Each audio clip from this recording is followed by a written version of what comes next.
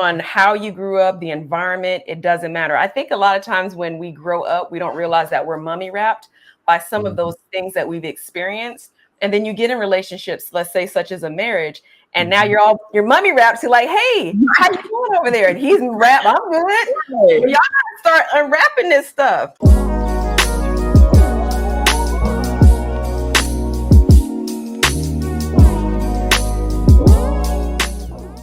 Regarding, we're going to talk about Black women.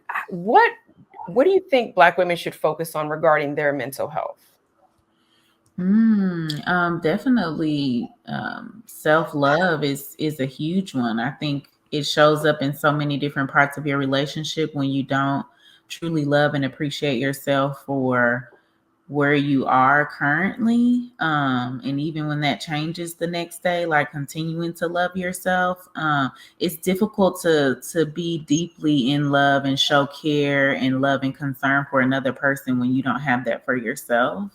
I talk to my therapist about this all the time, about affirming myself in all different spaces and environments, how that has done like a huge lift in our relationship in the way that I approach loving John. So I like what you're saying about self-love, but let's say I'm a woman who I don't love myself, and I'm negative and I'm bitter, and it shows up in all of my relationships. The relationship I have with my children, or it's very kind of, hard, and I'm one of them hard, critical mamas. Or the relationship I have with my spouse, if I have a spouse. I'm very naggy and fussy, and my husband would rather escape. He different forms of escapism. He's either out the house, or he's in the remote, or playing sports, or he worked too much. Yeah. So I'm this woman who maybe I grew up not knowing how, or maybe never seen that self-love.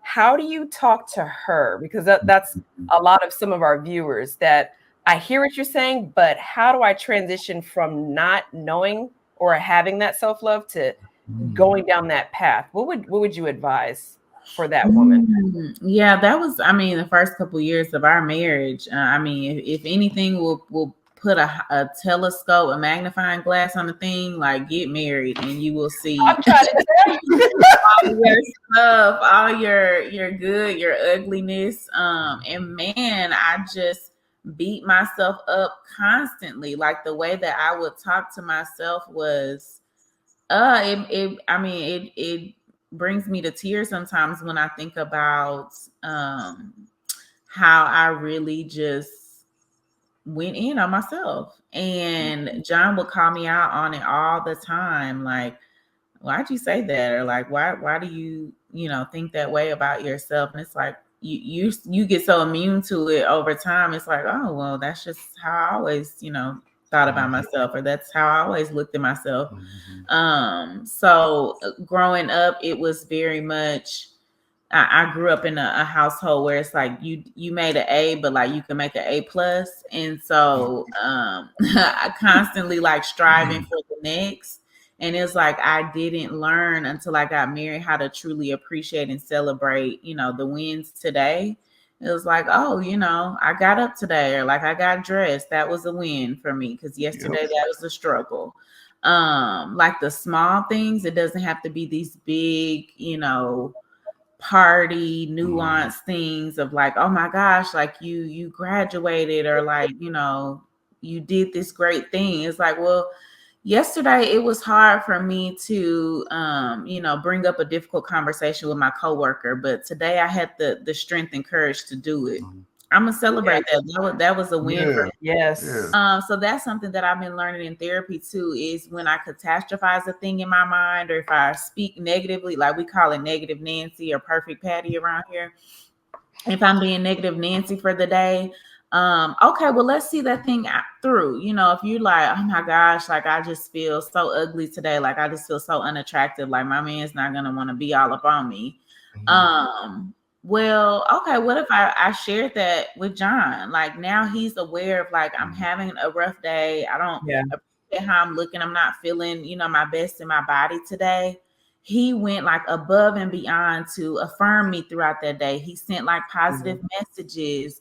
He bought me flowers at the end of the day, like little things like that. That had I not communicated, like, you know what, I'm like really feeling sucky about myself, then I just would have had this whole internal dialogue and just like down the negative Nancy track, and nothing would have come out of it but stress and anxiety on my part, and he would have been none the wiser. Someone who's like literally here to help support and be my partner, right?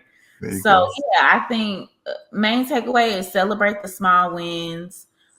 Even if it's just you by yourself, it doesn't have to be you and a whole bunch of people. It's just like, hey, I did that today. Appreciate and love on yourself. And make sure that you are guarding things that you intake, whether that's social media or people you talk to on a regular basis or things that you watch on TV.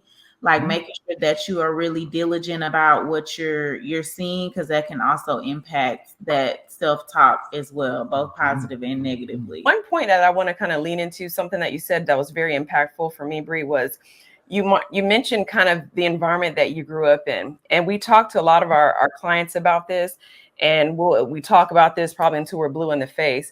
But I don't think we understand the power of those formative years. Depending on how you grew up, the environment, it doesn't matter. I think a lot of times when we grow up, we don't realize that we're mummy wrapped by some of those things that we've experienced. And then you get in relationships, let's say such as a marriage, and now you're mummy wrapped. So like, hey, how you doing over there? And he's wrapped. I'm good. Well, y'all gotta start unwrapping this stuff, and you have to start dealing with those layers of pain and disappointment and frustration. It's not all bad, because then you're wrapped in some good things too. It's not all bad, but you still have to unpack those things that formed you, that shaped you, that had you thinking a certain way. And I think a lot of our Black women struggle with a critical spirit because it was passed down to them, being so hard on yourself about the simplest of things, because that's been my journey as well. Being overly critical of the little things and not allowing myself to breathe and to have grace. I hold myself to this standard and I give everybody else this grace. Like I hold y'all to here, but I gotta be up here.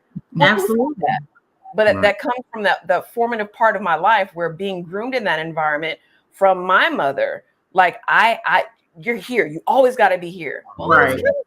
So I think you brought up a good point. Those formative years, they really shape you. And it's our job when we get older to work on our own healing, to advocate for ourselves and start unwrapping that stuff. So I really like the point that you made. Really definitely. And also not being afraid to allow your spouse into those vulnerable moments. I had to do a lot of unlearning, a lot of just undoing the way that I thought about things and my perspective. And I couldn't do that on my own without, John, I call it like he like gently calls me out like, girl,